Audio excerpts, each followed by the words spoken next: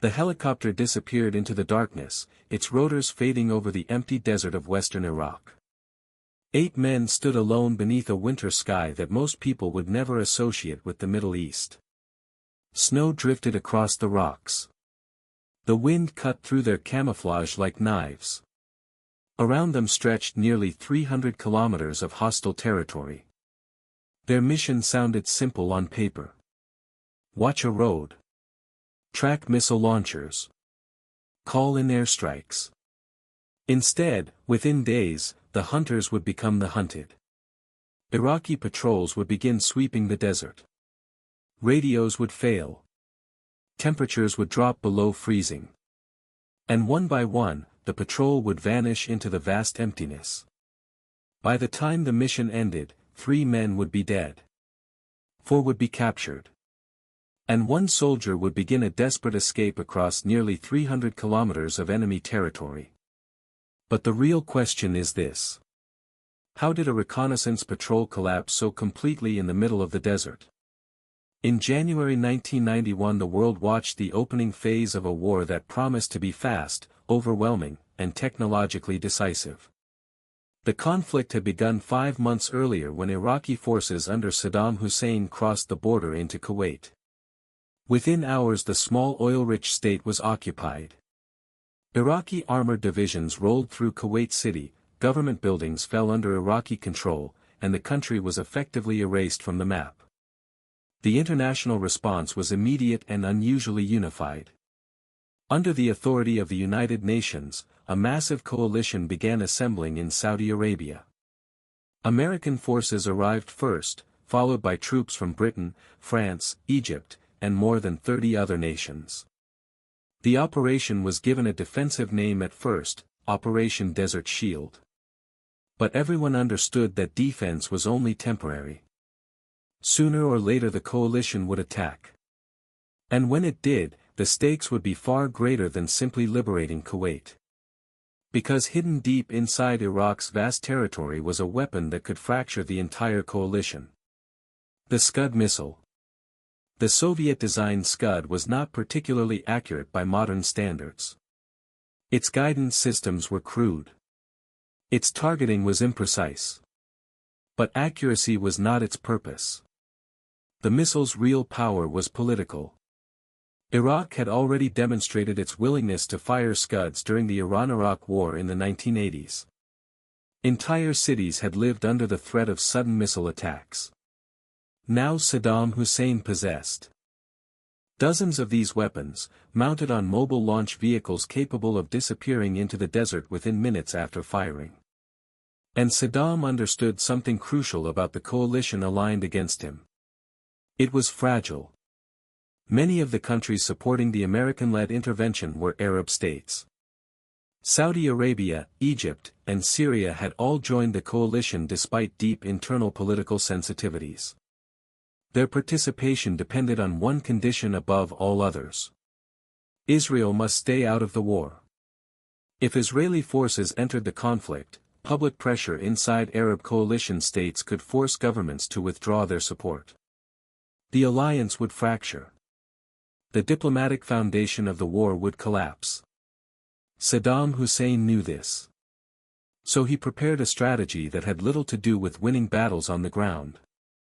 He would provoke Israel. Mobile Scud launchers would fire missiles toward Israeli cities. Even if they caused limited physical damage, the psychological impact could be enormous.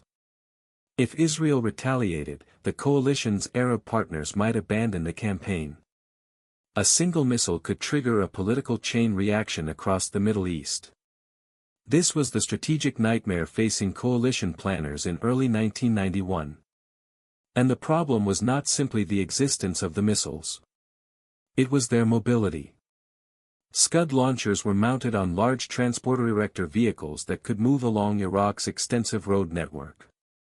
They could hide inside garages, beneath highway overpasses, or within desert revetments. After firing a missile, the launch vehicle could relocate within minutes. Satellite imagery could detect fixed missile sites. But mobile launchers were far harder to track. Aircraft could patrol the skies for hours and still miss them. American and coalition planners quickly realized that destroying the launchers from the air alone would be extremely difficult. They needed eyes on the ground. Western Iraq became the center of the problem. The region stretching toward the Syrian and Jordanian borders was vast, empty, and largely uninhabited. It was a harsh landscape of rock, gravel plains, and low ridges that seemed to stretch endlessly under the desert sky. There were few towns, almost no vegetation, and very little natural cover. But running through this barren region was a critical line of movement. Highway 8. This highway served as a major supply route connecting central Iraq to the western desert. Iraqi military convoys used it to move equipment toward potential launch areas near the borders of Israel and Saudi Arabia. If mobile Scud launchers were going to operate in western Iraq, they would almost certainly move along this route, which made Highway 8 one of the most strategically important roads in the entire war. The coalition's solution was to deploy small special forces patrols deep behind Iraqi lines. Their task would not be to attack large enemy formations. Instead they would watch, observe, record movement. If a patrol spotted a Scud launcher or support convoy, they would transmit the coordinates back to coalition command. Within minutes, aircraft could arrive and destroy the target. It was a dangerous mission. These patrols would operate hundreds of kilometers inside enemy territory with no immediate support. If discovered, rescue might be impossible. But Special Forces units were trained precisely for this kind of work. Among the most experienced of these units was Britain's Special Air Service. The SAS had been conducting deep reconnaissance operations since the Second World War. In the deserts of North Africa during the 1940s, small SAS teams had infiltrated far behind German lines to sabotage airfields and observe enemy movement. 50 years later, the regiment was once again preparing to enter a desert battlefield. Several patrols were planned for western Iraq. One of them would become the most famous reconnaissance mission of the entire Gulf War. Its call sign was Bravo 20. The patrol consisted of 8 SAS soldiers led by Patrol Commander Andy McNabb. The team included experienced operators such as Chris Ryan and Dinger Fabel, men who had spent years inside one of the most demanding special forces organizations in the world. Each soldier carried an extraordinary load. Weapons, ammunition, surveillance equipment, radios, spare batteries, food, water, and cold weather gear pushed the weight of each pack to nearly 40 kilograms. They were not equipped for comfort. They were equipped for survival. Their plan was straightforward. A Royal Air Force Chinook helicopter would fly them deep into western Iraq under cover of darkness. Once on the ground, the patrol would move on foot to establish a concealed observation post overlooking Highway 8. From that hidden position they would watch Iraqi traffic. Every vehicle would be logged. Every convoy identified. And if a Scud launcher appeared on the road, the patrol would transmit the coordinates that could bring coalition air power crashing down from the sky. On the night of January 22, 1991, the helicopter carrying Bravo 20 lifted into the darkness and headed north toward Iraqi territory. But there was something no mission planner could fully control. The environment. Western Iraq in winter was nothing like the endless sand dunes people imagined when they thought of the desert. It was a hard, rocky wilderness. And that winter, something unusual had happened. Snow had fallen across parts of the desert. Thin layers of white now covered the ground, settling between stones and across the open plains. In the moonlight the landscape looked almost frozen, the wind pushing fine crystals of snow across the rocks. For soldiers trying to move unseen, the snow created a serious problem. Footprints. Every step left a mark. Every movement across open ground carved a visible trail through the white surface. And in a place where concealment was already scarce, that detail would soon become critical. Because the patrol had entered one of the most exposed battlefields on Earth. A landscape with almost nowhere to hide. And that was only the beginning of the problem. Something else was about to go wrong. The plan for Bravo 20 had been built on a simple assumption. The patrol would remain invisible. In reconnaissance warfare, invisibility is everything. A small patrol deep behind enemy lines survives not through firepower, but through concealment. If the enemy never knows you are there, the mission can last days, sometimes weeks. But Western Iraq offered almost none of the things reconnaissance doctrine depends on. No forests. No villages. No complex terrain. Just a vast plateau of stone and gravel stretching across the horizon. From a distance, the ground appeared flat and empty. Up close it revealed itself as something far more unforgiving. The surface was broken by low ridges of rock, shallow depressions, and endless fields of jagged stones that crunched underfoot with every step. The kind of landscape where even a small movement could be seen from hundreds of meters away. And this is where the mission's first serious problem began. The weather. When the Chinook helicopter inserted the patrol on the night of January 22, the men stepped into conditions none of them had expected. The temperature had dropped sharply. A brutal wind swept across the desert. Snow had settled across parts of the rocky ground.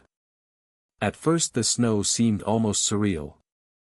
The Iraqi desert under a layer of white. But for soldiers trying to remain unseen, it was a disaster. Every step left a footprint.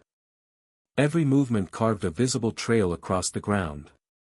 In a place with almost no natural cover, the patrol was leaving a map of its own movements behind it. But that wasn't the real problem. The real problem was time. Bravo 20 needed to reach a suitable observation position overlooking Highway 8. That meant moving several kilometers across open ground while carrying nearly 40 kilograms of equipment each. The weight of the patrol's gear was staggering. Each soldier carried a rifle, usually an M16 or carbine, along with grenades, ammunition, and in some cases underbarrel grenade launchers. One member of the patrol carried a Minimi light machine gun for additional firepower. They also carried LAW rockets for emergency anti-vehicle defense. Then came the reconnaissance equipment. Radios with spare batteries. Observation optics. Surveillance gear. Claymore mines for defensive positions. Cold weather clothing. Food and water for several days. All of it combined into rucksacks weighing roughly 90 pounds. In training environments that weight was manageable. In the open desert, moving quietly, avoiding detection, and navigating rocky ground in freezing temperatures, it became something else entirely. Every kilometer took longer than expected. Every ridge required careful movement. Every pause risked leaving deeper tracks in the snow. And still the patrol pushed forward. Somewhere ahead of them was the road they needed to watch. Highway 8. The route Iraqi missile units might use to move Scud launchers across western Iraq. The entire mission depended on reaching that observation point without being seen. But reconnaissance patrols face another danger that is harder to control than enemy soldiers. Civilians. Deep inside hostile territory, even a single encounter with a local shepherd or farmer can compromise an operation. Special Forces doctrine has long treated these encounters as extremely dangerous. A civilian might say nothing. Or he might walk to the nearest military post and report what he has seen. And in the open desert, where any unusual movement stands out, a report like that can trigger a search operation within hours. That moment came sooner than anyone expected. As Bravo 20 moved across the rocky ground, the patrol suddenly encountered an Iraqi shepherd. The man appeared unexpectedly, moving through the desert with his flock of animals. For a few seconds both sides simply stared at each other. 8 heavily armed soldiers in camouflage. One local shepherd standing in the wind. It was one of those moments that Special Forces operators train for but hope never to face. The patrol had a choice. They could detain the shepherd and hold him until the mission was complete.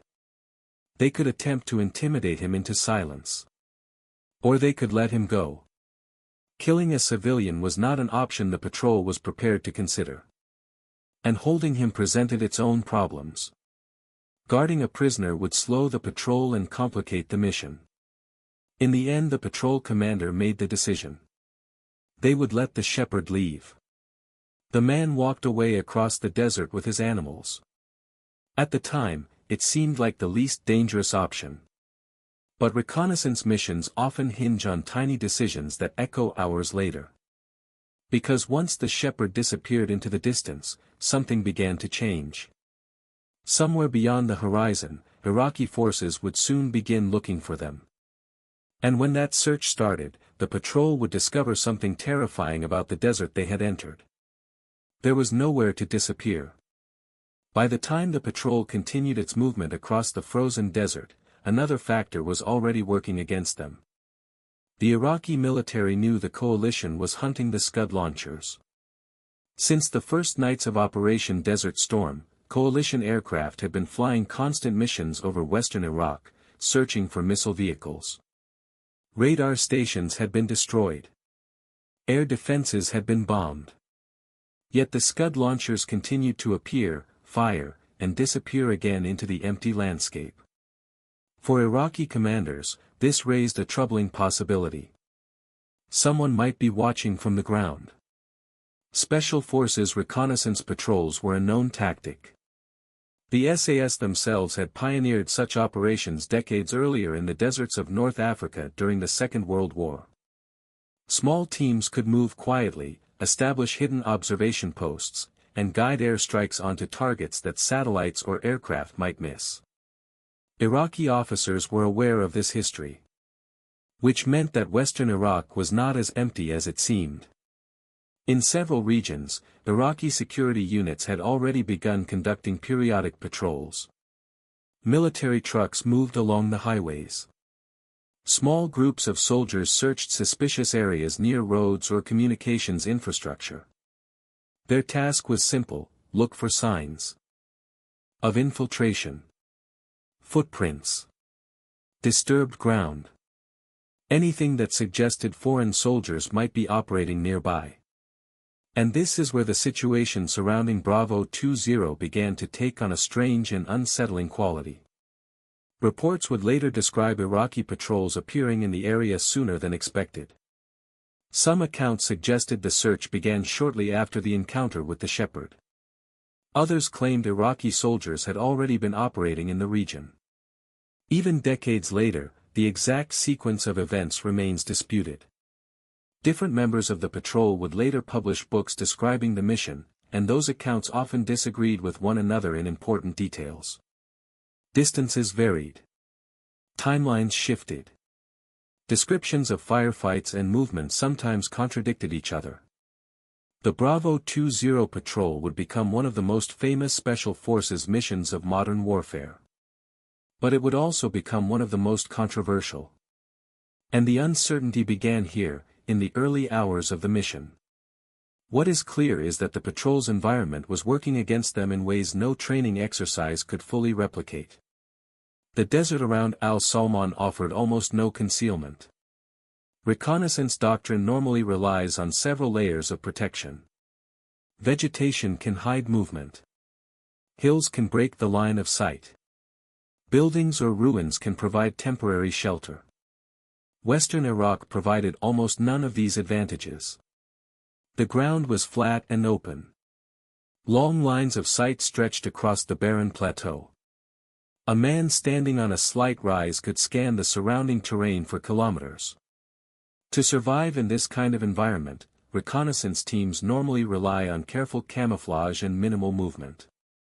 But Bravo 20 carried a heavy load of equipment. Each man was responsible not only for his own survival but also for the patrol's ability to communicate with coalition command. Radios required large batteries. Surveillance equipment added more weight. Anti-vehicle weapons increased their firepower but also slowed their mobility. In theory, these tools made the patrol more capable. In reality, they also made the men slower. And in reconnaissance warfare, speed can be the difference between disappearing and being found. Another complication was communication. The patrol depended on long-range radios to transmit intelligence back to coalition forces. But radio transmissions in remote terrain can be unpredictable. Signals bounce unpredictably across open landscapes, and atmospheric conditions can interfere with reception. If their communications failed, the patrol would be isolated. Extraction would become uncertain. Rescue might never arrive. This reality hung over every deep reconnaissance mission conducted during the Gulf War. Special Forces soldiers understood that if something went wrong far behind enemy lines, survival might depend entirely on their own ability to escape. And this is where the mystery surrounding Bravo 20 begins to deepen. Because the patrol had been trained for concealment. They had prepared for observation. They had planned to remain hidden for days. Yet within hours of moving across the desert, Iraqi soldiers began appearing in the area. Vehicles moved along the nearby roads. Search activity increased. The patrol could sense something shifting around them. It was subtle at first. A distant engine. Movement on the horizon. Signs that the empty desert might not be empty anymore. And then came the moment that changed the mission completely. Somewhere out in the darkness, Iraqi forces began closing in on the patrol's position. The observation mission was about to become something very different. A fight for survival in one of the most exposed landscapes on Earth. To understand why Bravo 20's situation deteriorated so quickly, it is necessary to step back and look at the doctrine that shaped the mission in the first place. The British Special Air Service had spent decades refining the art of deep reconnaissance. Since the Second World War, SAS patrols had been inserted far behind enemy lines to observe, report, and survive in isolation. Their philosophy was simple but uncompromising. A reconnaissance patrol is not meant to fight. Its primary weapon is invisibility. The patrol survives by avoiding contact, by blending into the environment so completely that enemy forces can pass within meters without realizing anyone is there. Every element of training, equipment, and behavior is designed around this principle. Movement is slow and deliberate. Noise is minimized. Light discipline is absolute. If concealment fails and the patrol is discovered, the doctrine is clear. Break contact immediately. Disengage. Escape. Firefights are the last resort of reconnaissance warfare because a small patrol cannot sustain combat against larger forces. Ammunition is limited, and every shot risks revealing the team's position to other units in the area. In theory, the Bravo 20 patrol followed this doctrine perfectly. 8 operators inserted into hostile territory with the goal of establishing a hidden observation post overlooking Highway 8. From that position they would monitor Iraqi traffic and report any movement related to mobile Scud missile launchers. They were not meant to destroy the launchers themselves. Their role was to act as forward eyes for coalition air power. Once a launcher was identified, aircraft could strike it within minutes. This concept reflected a broader transformation in modern warfare. Special Forces reconnaissance teams had become the connective tissue between intelligence and firepower. A handful of soldiers on the ground could direct the destructive capability of an entire air campaign. But this system only worked if the patrol remained undetected. And that required the right terrain. In jungle warfare, concealment is relatively straightforward. Dense vegetation can hide movement and observation posts. In mountainous regions, ridges and valleys create natural cover. But western Iraq presented a different problem entirely. The terrain offered almost no concealment. The desert here was not the rolling sand dunes often associated with the Middle East. Instead it was a plateau of stone and gravel with only occasional shallow depressions. Vegetation was nearly non-existent. An observation post in such an environment required extraordinary care. Operators would often dig shallow scrapes into the ground, covering themselves with camouflage nets and loose rocks to blend into the landscape. Movement during daylight was avoided. Even minor shifts in position could catch the attention of distant observers. This kind of concealment demanded patience and discipline. A reconnaissance patrol might remain motionless for hours, even days. Water and food were consumed carefully. Body heat had to be controlled. Even something as simple as lighting a stove for hot food could betray the patrol's position if a plume of smoke rose into the air. The men of Bravo 20 understood these principles well. They had trained for them repeatedly. Each member of the patrol had already passed through the SAS selection process, widely considered one of the most demanding military training programs in the world. Candidates spent weeks navigating alone across the Brecon Beacons in Wales, carrying heavy packs over mountains in brutal weather. Most never finished the course. Those who did had proven they could operate independently under extreme physical and psychological pressure. After selection came advanced training. Weapons proficiency. Explosives. Communications. Survival. And perhaps most importantly for reconnaissance missions, navigation. An SAS operator was expected to move across unfamiliar terrain using nothing more than a map and compass, often in darkness and poor weather. These were soldiers trained to function in isolation. But doctrine is only as effective as the environment allows. In western Iraq, several factors combined to undermine the very principles that reconnaissance patrols depended on. The first was the weather. The unexpected snowfall created a surface that recorded every movement. Tracks in the snow could stretch for hundreds of meters across open ground, leading directly to the patrol's position. The second was equipment weight. Each man carried roughly 40 kilograms of gear. Radios, batteries, surveillance equipment, and weapons made the patrol more capable in theory, but they also slowed movement and increased fatigue. In reconnaissance warfare, mobility can be more valuable than firepower. A lighter patrol can move faster, disappear more easily, and escape more effectively if discovered. The third factor was communication. Long-range radios allowed the patrol to report intelligence to coalition command, but they also introduced vulnerabilities. Batteries could fail. Signals could weaken. If communication broke down, the patrol might lose its ability to call for extraction or support. And finally, there was the human element. Reconnaissance doctrine assumes that patrols will remain unseen. But the real world rarely follows doctrine perfectly. A shepherd appears unexpectedly. A vehicle drives down the wrong road. A patrol moves slightly later than planned. Tiny disruptions can ripple outward in unpredictable ways. The Bravo 20 mission had been carefully designed around the principles of deep reconnaissance warfare. But those principles depended on one fragile condition. The patrol had to remain invisible.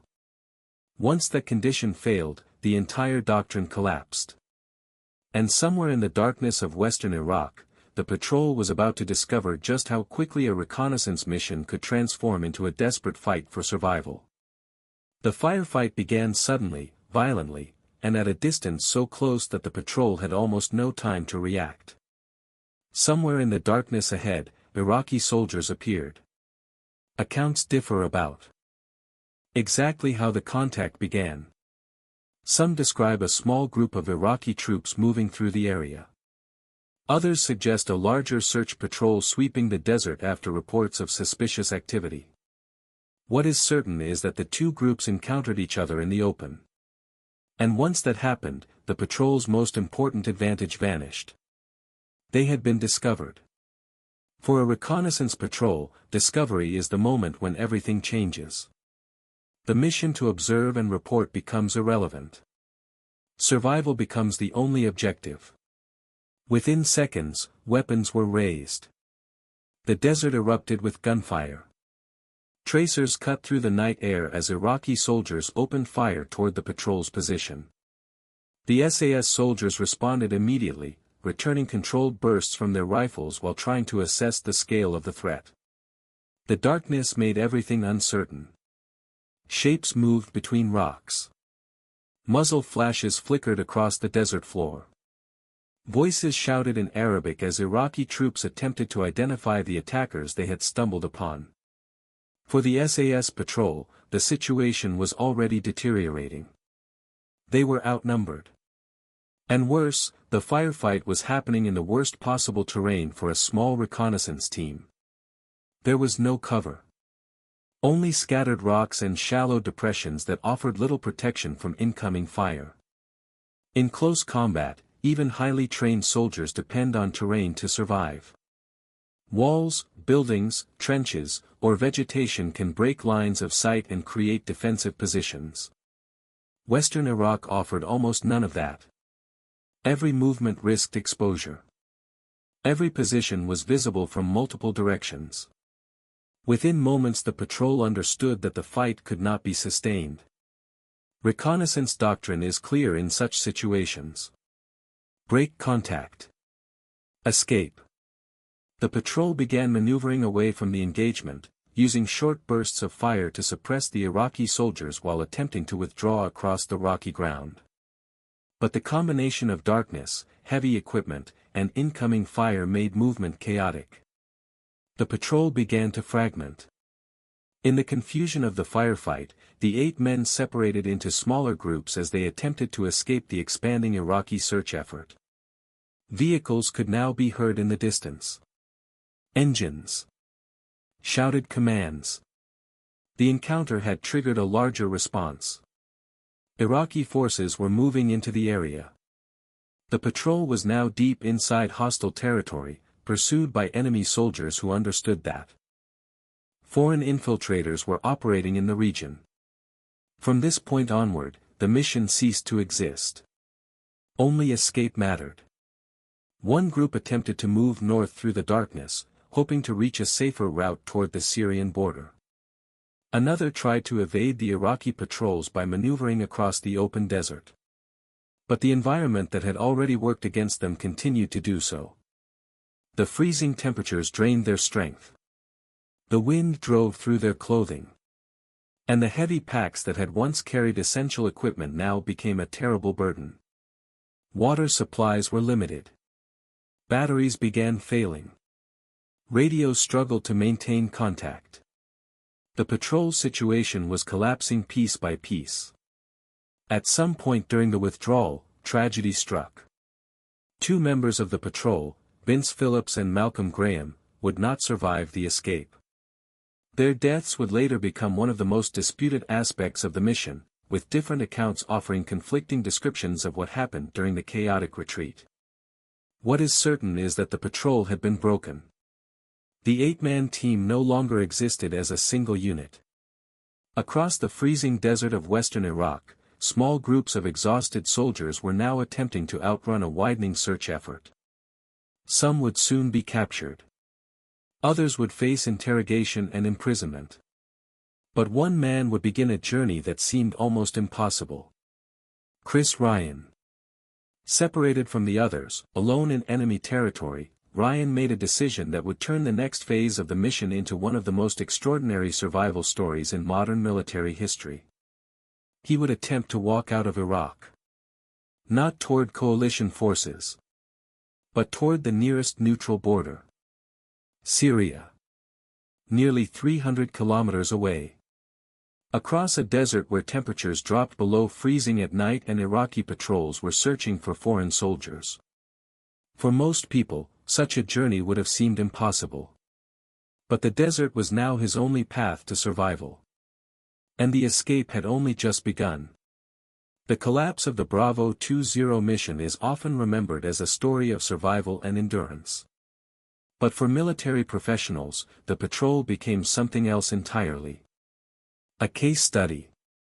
A brutal example of how reconnaissance doctrine can unravel when the environment, equipment, and tactical assumptions collide in the worst possible way.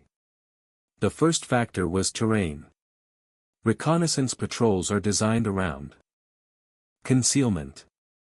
The entire philosophy assumes that a small team can disappear into its surroundings, observing without being observed. Western Iraq offered almost none of the conditions required for that doctrine to work effectively.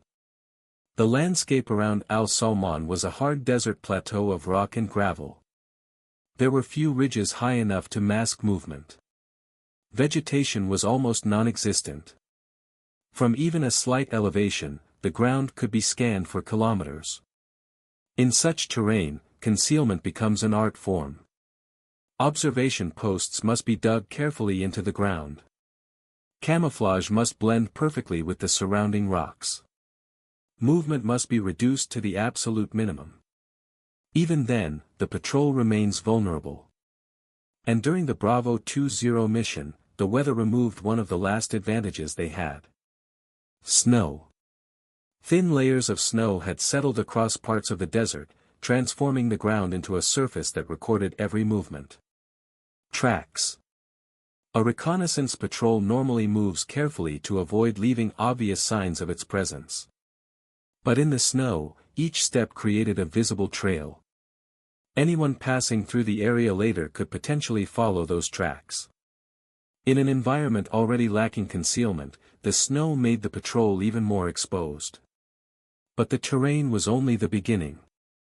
The second factor was equipment weight. Each member of the patrol carried nearly 40 kilograms of gear. Weapons, ammunition, surveillance equipment, radios, batteries, water, food, and cold-weather clothing all added to the load. From a planning perspective, this made sense. The patrol needed to operate independently for several days. They needed reliable communications to report intelligence on Scud launcher movements. They needed defensive weapons in case of emergency. But weight creates consequences. Heavy loads slow movement. They increase fatigue. They reduce a soldier's ability to maneuver quickly across difficult ground. In reconnaissance missions, mobility is often the patrol's greatest protection. If discovered, a lighter team can break contact and disappear rapidly. Bravo 20 carried enough equipment to support observation operations. But once the patrol was compromised, that equipment became a burden. Escape across the desert required speed. And speed was exactly what the patrol no longer had. A third factor was communication. Long-range radios were essential to the mission. Without them, the patrol could not report Scud launcher activity or request support from coalition aircraft. But radios also introduced vulnerability. Batteries could fail in cold weather. Signals could weaken across large distances. If the patrol lost communication with coalition command, they could not call for extraction or assistance. During the mission, communication difficulties began to appear early. Transmission problems meant that calling for immediate support or coordination became far more difficult than expected. And in deep reconnaissance operations, isolation can become fatal. Because once a patrol is detected, time becomes its enemy. The longer enemy forces search the area, the greater the chance of capture or death. Then there was the final factor. Human unpredictability. No reconnaissance plan survives first contact with reality unchanged. A shepherd appearing at the wrong moment. A patrol moving through the wrong sector. A vehicle traveling an unexpected road. Each of these events might seem minor. But in deep infiltration operations, even a small disruption can cascade into disaster. The encounter with the shepherd may have alerted Iraqi forces. Or Iraqi patrols may already have been searching the area. The exact trigger remains uncertain. But once Iraqi soldiers began moving through the region, the patrol's concealment collapsed. At that moment, the mission entered a completely different phase. Reconnaissance doctrine no longer applied. Now the situation became an escape and evasion operation. Small groups of soldiers attempting to move through hostile territory while being hunted.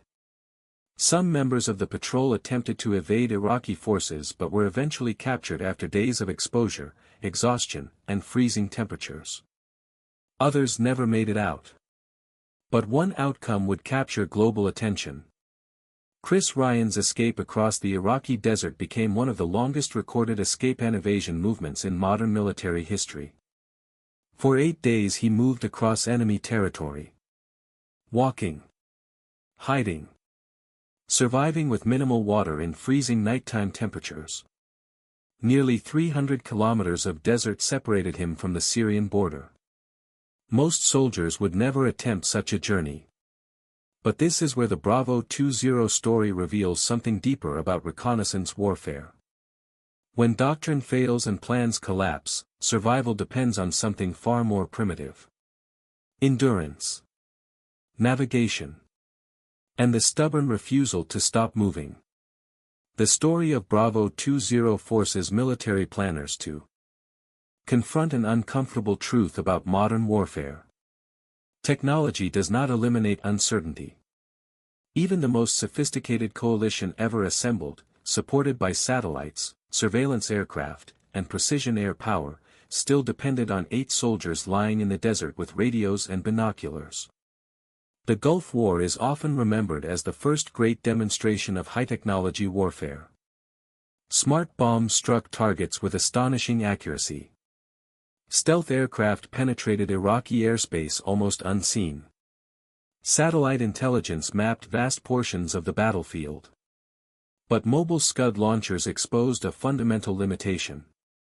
Machines could watch from the sky. But only humans could truly understand what was happening on the ground. That was why Special Forces patrols were sent deep into western Iraq. Small teams could observe patterns of movement, recognize equipment, and interpret subtle changes in enemy activity that satellites might miss entirely. In theory, this combination of human reconnaissance and overwhelming air power created an almost unstoppable system. But the Bravo 20 patrol revealed how fragile that system could be.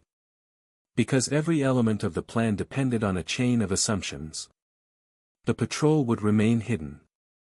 The environment would allow concealment. Communications would function. Extraction would remain possible.